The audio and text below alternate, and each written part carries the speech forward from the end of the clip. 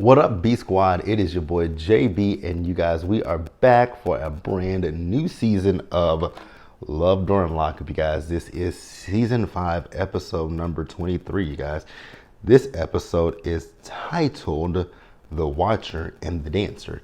Now, before we go ahead and jump into it, you guys, if you guys are watching this video or any other video on the channel, you guys aren't subscribed yet, I need you guys to do me a solid favor and stop taking me out on this date and having me pay for it at the end of it. You guys know the routine. You can do me that favor by liking the video, subscribing to the channel, turning on your post notifications, and also by sharing the video, you guys. And with that out of the way, without further ado, let's go ahead and get into this episode of Love During Lockup, shall we? All right, you guys, so you guys know when it comes to Love During Lockup, this is not my favorite of the franchise. You guys know Love After Lockup is my go-to. I love Love After Lockup. But yeah, Love During Lockup, we're back. Some of these people are gonna give us a time. I can definitely see that. So this episode, we only got introduced to 3 of the couples, or 4. 3 or 4. I think it was 4, but one of them, I don't know if I'm gonna save him for last or if we want to talk about him first, because sir, I think you are dumb as hell. But did we do the introduction, you guys? But if we didn't, I'm gonna do it again. If you guys are watching this video, please do me a solid favor and stop taking me out on this date and having me pay for it at the end of it. You guys know the routine. Like the video, subscribe to the channel, turn on your post notifications, share the video, and with that out of the way, without further ado, let's discuss Love After Lockup, shall we? Well, Love During Lockup. You guys. One of these couples, I just think that he's getting played. I feel like he may be going to Love After Lockup, but I'm hoping not. I hope not, because this is pathetic. I'm gonna keep it real with you. So let's go ahead and talk about him. Andrew and Candace. Andrew and Candace. I don't even know what to say about Andrew and Candace. Do I think Candace likes Andrew? I think Candace likes what Andrew can do for her, but I don't think Candace likes Andrew like that, right? Now, we see Andrew. So Andrew is packing up some stuff to move into an apartment. I was like, oh, so you're moving out of your place. He said, nah, I ain't moving out. So I was like, okay, make it make sense. So his friend came over, and they were, like I said, they were packing. Now, I don't know if his friend is the one that got him into dating this woman, because he said, thank you for the suggestion, but he met her on one of them prison pen pal websites, right? I read the first line of her thing. It said, hi, my name is Candace, but I go by Chevy. I was like the cars? Chevy. Y'all, I cracked up at that part when that shit said Chevy. I was like, okay, girl, whatever. Now, Andrew is so dumb. Andrew is giving me, what was old boy's name last season on Love After Lockup? The one that had the girlfriend that, you know, he moved from wherever he was with he moved to have the relationship with that woman, bought her all this stuff. What was their names? Because I can see Andy. He reminds me of Andy from last season of Love During Lockup and Love After Lockup, with that woman that was conning the fuck out of him, that didn't want him to touch her. I really feel like that's what's going to happen to Andrew, because Andrew, sir, I can't with you. It's stupidity. So Andrew has bought an apartment. He's renting an apartment for Candace, right? But Candace can't stay there right away because she has to get permission to be able to live there. Now, I heard them say something about New Jersey and Las Vegas, right? I get not moving her into your home. That's smart.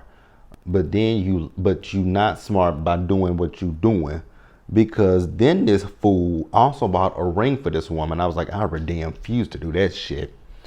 So Andrew went to a financial advisor in this episode. He sat down with that financial advisor. I know that woman had to be thinking to herself, what kind of fool did y'all just sit me down with? Because when that fool ran off his expenses, I was like, I know you are fucking lying to me. So Andrew owns his home, right? She asked him, how much is the mortgage?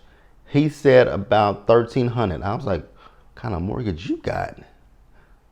What kind of house is that? $1,300. That's very cheap. Because you ain't getting no mortgage here in Dallas for no $1,300. But okay, you're not even gonna find an apartment for that, a 1 bedroom. Because I live in a 1 bedroom and my rent ain't nowhere near $1,300. And then so she said, well, how much is the apartment you got for her? He said $1,400.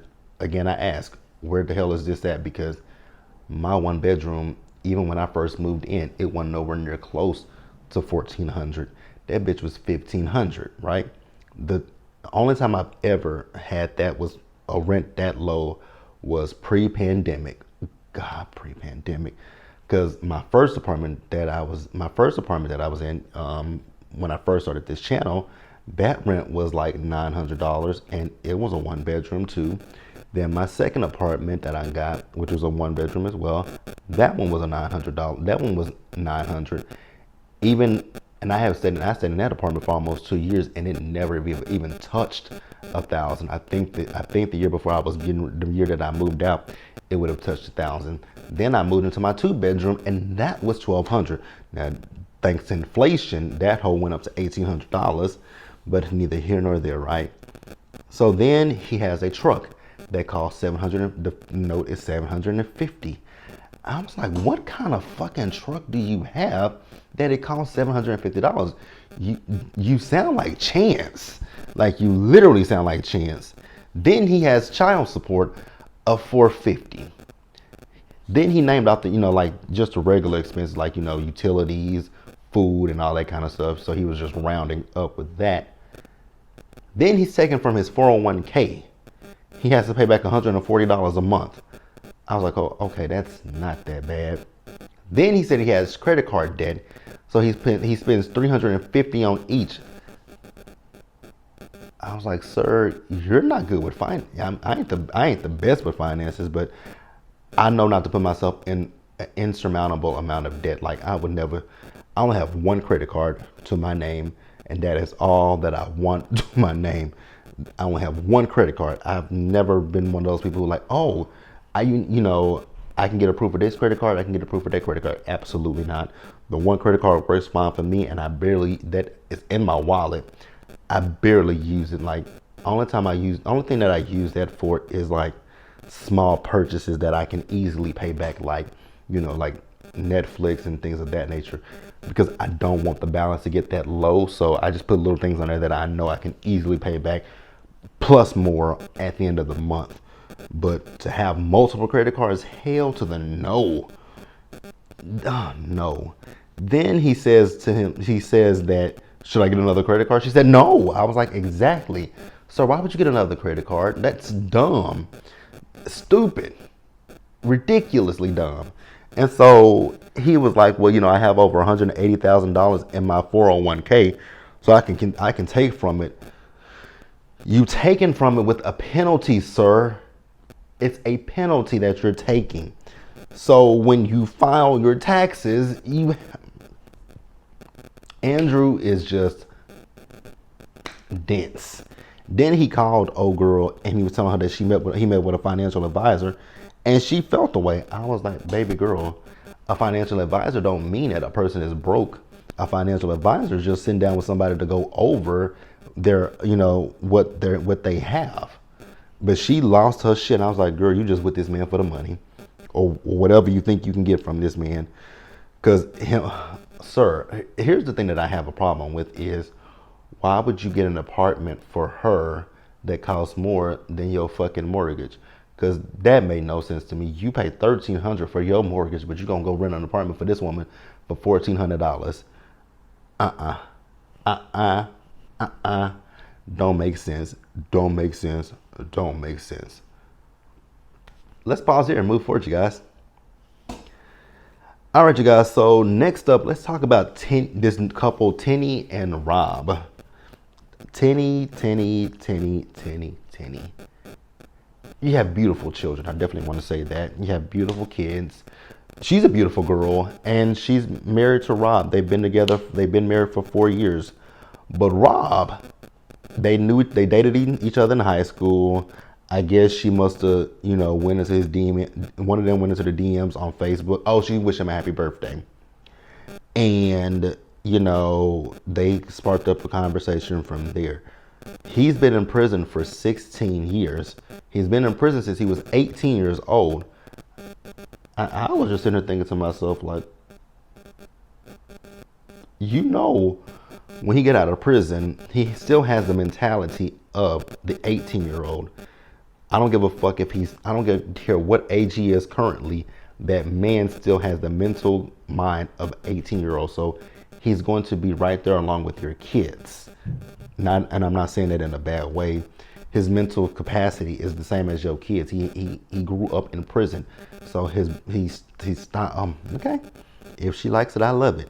What I wouldn't like is the fact that them cameras are in the house watching her, and he was talking to her. I was like, wait a minute. How the hell does he have? No, you not finna. No, that is weird to me. Because to me, that symbolizes that there's a lack of trust. Because why do you need cameras in the bedroom, in the living room, everywhere in the house except for the kid's bedroom? That means you're trying to keep an eye on her. It's weird. It's weird. It's weird. It's weird. Even her friend had to be like, look at her. She's like, shut up, bitch. I would have said, nah, bitch, this is weird. I get that that's your husband, but why do you need the cameras in the house? And this is his idea. Sir, you don't get no, I'm not it's a way to imprison her. That's what it feels like. It's a way to imprison her. But hey, again, if she likes it, I love it. So she went to go see Rob, and Rob was telling her that he had something to tell her, but he never told her upon the visit. I wonder what it is. And it's interesting. Like I said, he's hiding something from her, but you want to watch her on camera. Okay. So her daughter is very happy about him getting out, because instead of her now having to go for visits, that is so terrible. This is a 13-year-old girl who spends her weekends in a prison instead of living her life with her friends. That's sad. That's sad. That's sad. That's sad. No judgment, but that's sad to me. And then, but her daughter is nervous about him coming home for her, them spending one-on-one time with each other. We'll see how it plays out. I feel like I don't know what his secret could be, but hey, let me know what you guys think in the comments below, and we'll pause here and move on to the next couple. So, in a Love After Lockup, first we have a gay couple, Joey and Michael. And Joey and Michael are going to be interesting, because I don't know how I feel about Joey and Michael, because I think Joey loves Michael. I don't know how Michael feels about Joey, because Michael, when he got on that goddamn phone, that fool was talking about how horny. He went to the gym and how horny he was, and he asked him what he had on. I was like, he wants to have sex. He wants to have sex. And then Michael told us in an interview that they get along well, because they met on the app. He didn't say what app they met on, but they met on the app before he went to jail, right? They were hooking up with each other, and then they reconnected again before he went to prison. Now they showed a slew of mugshots on TV for Mr. Michael. So Michael has a checkered past with the law. But Joey let us know that he's a bottom and Michael's a top. I was like, I was like, okay, so he definitely wants to have, he definitely wants some ass, no doubt about it. Because literally, when that man got on the phone and said he went to the gym, he just got back from the gym and he was horny, I was like, Michael, I think he's still stuck in that phase of bang, bang, bang, bang, bang. Then I finally kind of put two and two together. Y'all's relationship was literally just a hookup relationship. But then I guess while he's been in prison, y'all have sparked up this relationship with each other, because we found out later that, because Michael's dad, not Michael, but Joey's dad has reservations about Michael, because Michael's Joey. Joey's dad is a recovering alcoholic. Joey is a recovering alcoholic, and he also got addicted to crystal meth, right?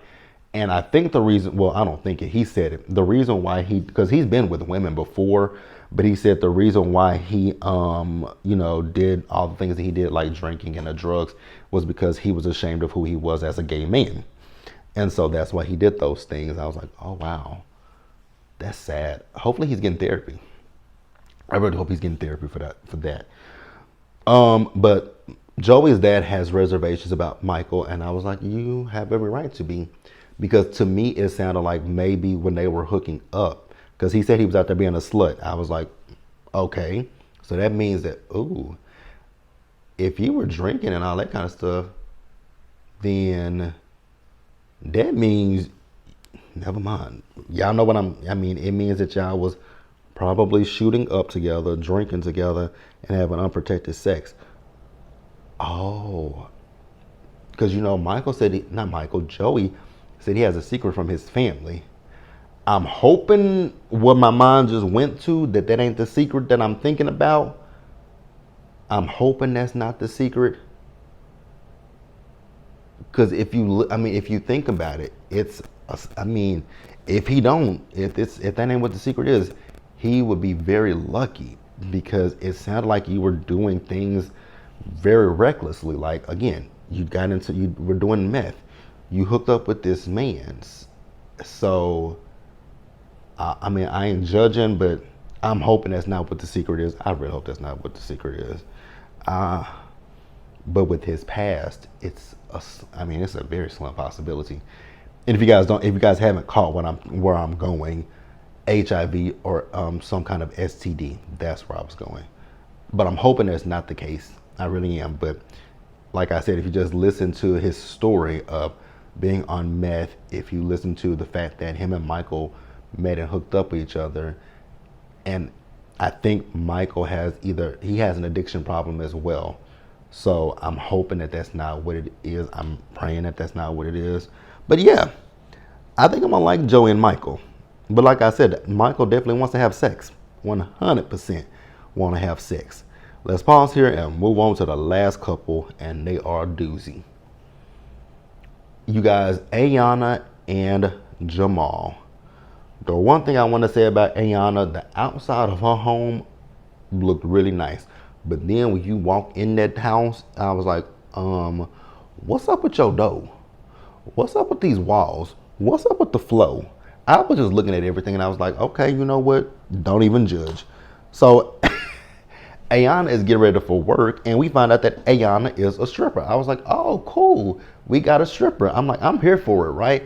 She, the cameraman was all up in her ass.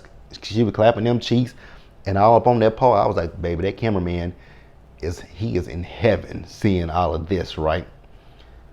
Ayana can't drive herself to work because Ayana's license is suspended because Ayana has a DUI. I was like, damn, girl. So while Ayana's also trifling as fuck. I have to be honest about that. Ayana, girl, you are trifling. You are a trifling person, because my God, today, you said your ex-best friend dated Jamal. So that means that you always had the eye for Jamal when he was with your ex-best friend. I'm like, my God, girl, you ain't got, one thing I'm not gonna do is go after a friend's ex. That's just way too low for me personally. Way too goddamn low. Like, and then the fact that her public defender called her, right? Let her know, with your record, you looking at either 15 days in prison or 90 days in prison. So she don't really want to do the 90 days. I was like, baby girl, whatever the judge said you got to do it. I don't give a damn. So she's worried about her kids, but then she's also worried about the fact that she can't talk to Jamal while she's in jail. I was like, girl, that should be the least of your worries, not talking to Jamal. Then the public defender was like, but you also have other cases against you. She's like, yeah, for fighting. She fought her ex-best friend. I'm like, well, I'm glad you're saying your ex-best friend, because shit. Y'all, and then they fought because of this man. It was like, my God. Y'all both look dumb fighting over a nigga that's I don't know if he was in jail at the time of this fight, but y'all both look really stupid fighting over this dude. Like, come on, have some dignity about yourselves. Have some dignity. But I mean, they was knocking down in that fight because they showed it on television. I was like, whoa. But Ayana, like I said, girlfriend, you trifling as hell. You trifling as the fuck. Like that. Like I said, that means you always was looking at that dude. If that was your ex, and y'all lived together, she said. I was like, bitch, you definitely was looking at that man. I'm not calling Ayana a bitch. I'm just saying bitch out loud. Like, what the fuck? What the fuck? This shit is this is, you know, I miss Love After Lockup because we always get some foolery, some fuckery, some niggatry with this shit. Actually, I'm gonna say it like Rock say, some fool of fuck coon niggatry. Like, cause what the fuck? What the hell? Like, you got Ayana, who is trifling, who with her ex-best friend's ex-man. You got Andrew over here, who's going into debt behind Candace. You got Joey and Michael over here, who I don't know what's going on with Joey and Michael, because, well, I know Michael just wants to stick his dick in something, you know. Then you got Rob and Tenny, who that just I don't know how I feel about Rob and Tenny, to be quite honest with you guys, because ain't no way in hell somebody in prison finna sit and watch me and then have conversation with me from the goddamn cameras. Absolutely not, girlfriend. No, where they do that at? Nah. Absolutely not. But yeah, you guys, that was the first episode of Love During Lockup. Now, I don't know how many couples we're gonna have this season because I know there's another couple. I know there's another black couple. I don't know how many we're gonna have this season. I'm curious. I don't know, but yeah, you guys. So I was thinking about doing it this week, but we probably won't start it until next week. But what you guys remember how I used to watch I used to put the pre-recorded episode up on Saturday morning, and then later in the afternoon we would go live and discuss it. Not gonna do it this week, so we'll probably end up doing it next Saturday. We'll go live and discuss the episode. But let me know what you guys thought about the season premiere of Love During Lockup, you guys. In the comment section below, you guys subscribe to the channel, turn on your post notifications, share the video. Until the next time, you guys, please stay safe out there, take care of yourselves, wash your hands, be blessed, and I'll see you guys in the next video. Bye, guys.